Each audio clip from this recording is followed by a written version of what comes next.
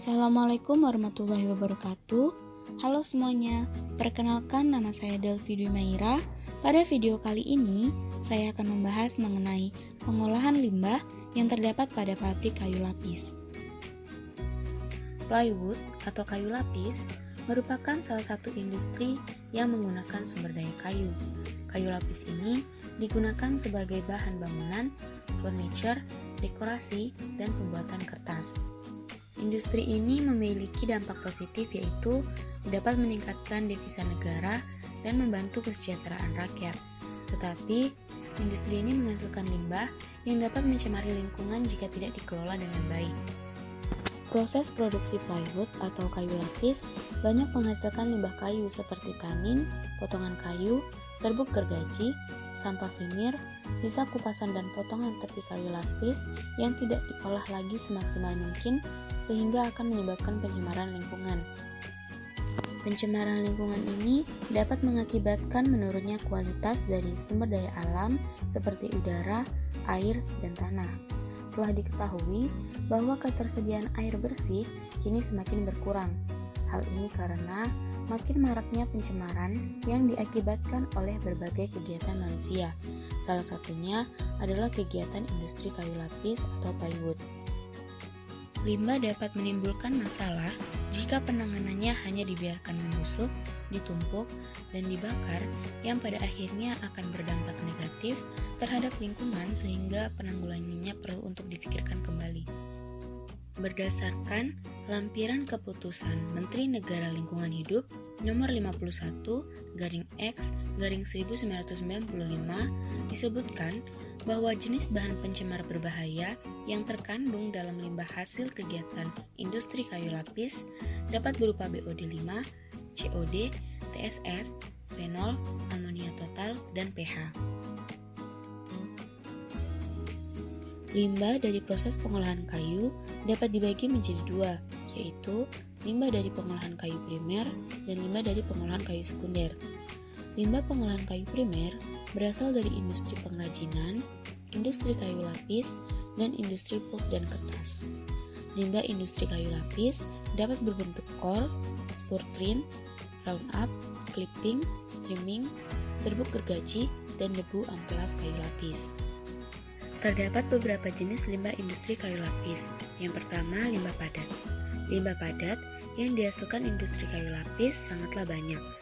Hampir 40% dari volume kayu gelondongan yang masuk. Limbah padat yang dihasilkan dalam proses produksi kayu lapis meliputi log afkir, sisa potongan atau log end, serbuk gergaji, kulit kayu, inti kayu, potongan tepi, sisa kupasan, sisa potongan log, sisa potongan vinir yang tidak standar, dan lain-lain. Selain limbah kayu tersebut, pada industri kayu lapis terdapat juga limbah padat domestik berupa kertas, tisu, dan plastik. Terdapat pula beberapa faktor-faktor yang mempengaruhi timbulnya limbah padat yang dihasilkan pada industri kayu lapis. Yang pertama, jumlah dan kondisi kayu yang digunakan untuk produksi kayu lapis. Yang kedua, cara pengolahan dan banyaknya limbah kayu yang diolah kembali untuk proses produksi lanjutan. Yang ketiga, mesin-mesin produksi yang digunakan. Dan yang keempat, jumlah karyawan di industri kayu lapis yang akan mempengaruhi jumlah limbah padat domestik. Yang kedua, limbah cair. Air limbah yang dihasilkan dalam proses produksi kayu lapis secara umum hanya dihasilkan dari proses pencucian dari mesin glue spreader dan proses pencucian mesin dari peralatan produksi lainnya. Hal ini menyebabkan komposisi yang terkandung dalam limbah cair yang dihasilkan adalah air dan bahan-bahan yang digunakan dalam pembuatan perekat. Sesuai dengan sumber asalnya yaitu mesin glue spreader, maka air limbah yang dihasilkan mengandung bahan-bahan sesuai dengan jenis perekat yang digunakan. Sistem pengolahan air limbah akan ditentukan oleh parameter dari air limbah yang dihasilkan. Pada industri kayu lapis, faktor-faktor yang mempengaruhi timbulnya air limbah adalah sebagai berikut. Yang pertama, jenis bahan yang digunakan dalam pembuatan perekat. Yang kedua, jumlah air yang digunakan dalam proses pencucian alat dan mesin produksi. Yang ketiga, frekuensi pergantian lem atau perekat yang digunakan. Yang keempat, sistem atau proses produksi yang digunakan. Yang kelima, jumlah karyawan di industri kayu lapis yang akan mempengaruhi jumlah air limbah domestik. Selanjutnya yaitu pengolahan limbah.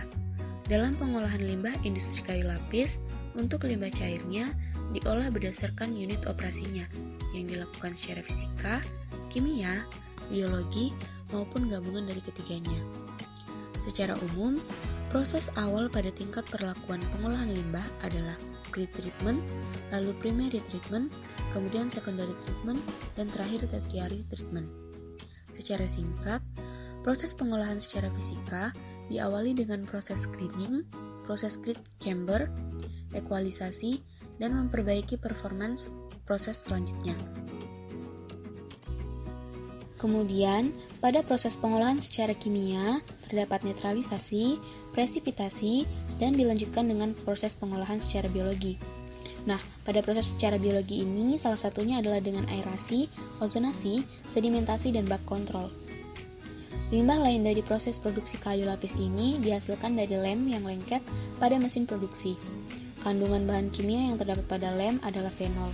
Karena bahannya mudah menguap ke udara serta menimbulkan bau, maka perlu diolah agar tidak menjadi pencemar lingkungan. Salah satu teknologi yang dapat digunakan untuk limbah ini adalah insinerator. Selanjutnya, pengolahan limbah yang terdapat pada pabrik kayu lapis ataupun plywood, itu yang pertama adalah limbah padat, berupa kulit dan serbuk kayu. Proses produksi kayu lapis ini banyak sekali menghasilkan limbah, terutama limbah kayu itu sendiri, karena merupakan bahan pokok produksi. Limbah-limbah tersebut dihasilkan dari proses pemotongan, pengrajinan, dan pengupasan kayu. Limbah kayu yang berupa serbuk dan kulit kayu dapat dimaksimalkan lagi pemanfaatannya untuk bahan bakar di boiler. Karena selama ini serbuk dan kulit kayu tersebut hanya digunakan untuk bahan bakar di rumah tangga ataupun hanya dibuat sebagai abu gosok saja. Dengan pemanfaatan kembali limbah tersebut untuk bahan bakar proses pembakaran di boiler, maka akan dapat mengurangi jumlah limbah yang dihasilkan serta dapat meminimalkan biaya bahan bakar boiler. Sedangkan limbah serbuk dan kayu yang belum dimanfaatkan dapat digunakan untuk pembuatan furniture, alat-alat rumah tangga, sehingga akan bernilai ekonomis serta ramah lingkungan. Yang kedua yaitu limbah padat berupa lem atau perekat. Limbah padat dari proses produksi kayu lapis ini dihasilkan dari lem yang lengket pada mesin produksi. Lem-lem yang tertinggal di mesin akan mengganggu produktivitas mesin. Kandungan bahan kimia yang terdapat pada lem adalah fenol. Seperti yang dijelaskan tadi, teknologi yang dapat digunakan untuk limbah ini adalah insinerator, karena dapat membakar limbah ini secara sempurna dan menghasilkan fly ash. Pembakaran pada insinerator menggunakan suhu yang sangat tinggi serta waktu tertentu untuk setiap jenis limbahnya. Yang ketiga yaitu limbah padat berupa produk gagal.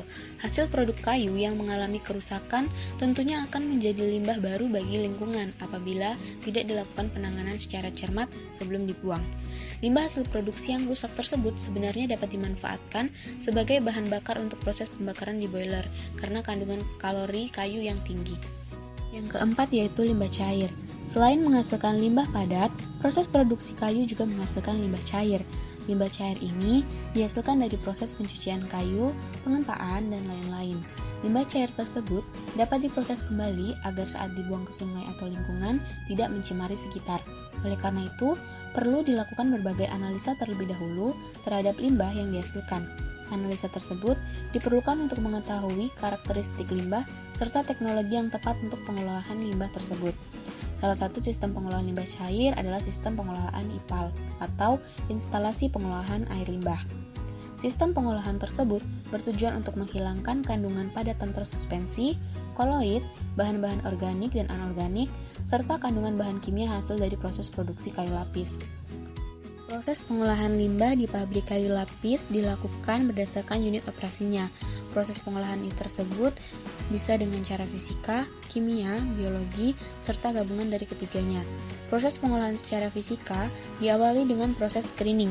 Proses ini bertujuan untuk memisahkan potongan-potongan kayu agar memudahkan untuk proses IPAL selanjutnya. Lalu, proses selanjutnya adalah proses grid chamber.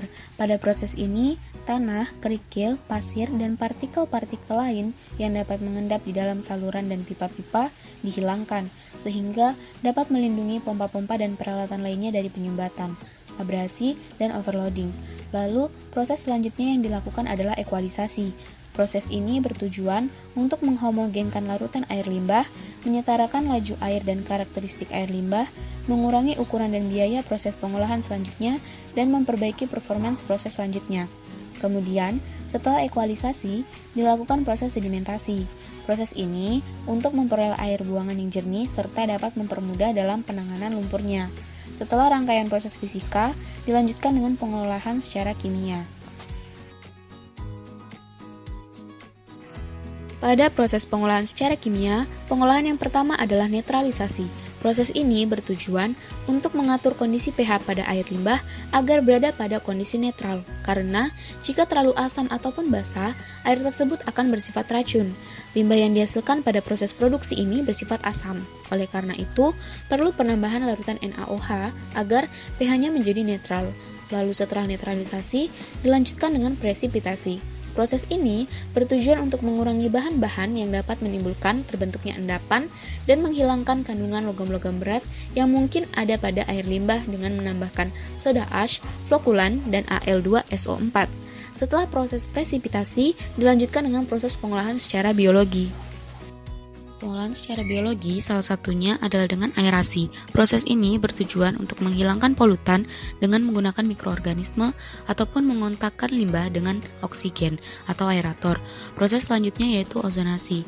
Proses ini dilakukan dengan cara menambahkan O3 ke dalam air. Proses ini bertujuan untuk mengoksidasi logam berat, meningkatkan flokulasi, bahan pemutih, menghancurkan jamur dan lumut, menghancurkan dan mengurangi jentik-jentik. Proses pengolahan selanjutnya adalah dengan proses sedimentasi. Proses ini memanfaatkan gaya gravitasi untuk memisahkan partikel-partikel serta mikroorganisme setelah proses aerasi dan ozonasi dari air. Dalam proses sedimentasi, hanya partikel-partikel yang lebih berat dari air yang dapat terpisah, seperti kerikil, pasir, dan lumpur. Tahap akhir adalah bak kontrol. Pada bagian ini juga digunakan indikator pengamatan, yaitu dengan ikan mas dan eceng gondok. Kedua indikator tersebut peka terhadap air limbah, sehingga dapat diketahui kualitas air tersebut terhadap hewan dan tumbuhan. Apabila indikator atau media uji coba tersebut mati, maka air olahan tersebut masih berbahaya dan perlu diolah kembali. Sedangkan apabila indikator dapat hidup dalam waktu yang telah ditentukan, maka dipastikan air tersebut sudah dapat dibuang ke lingkungan. Akan tetapi untuk menghemat ketersediaan air, maka air dapat digunakan kembali sebagai air pencuci kayu atau peruntukan lain yang sesuai.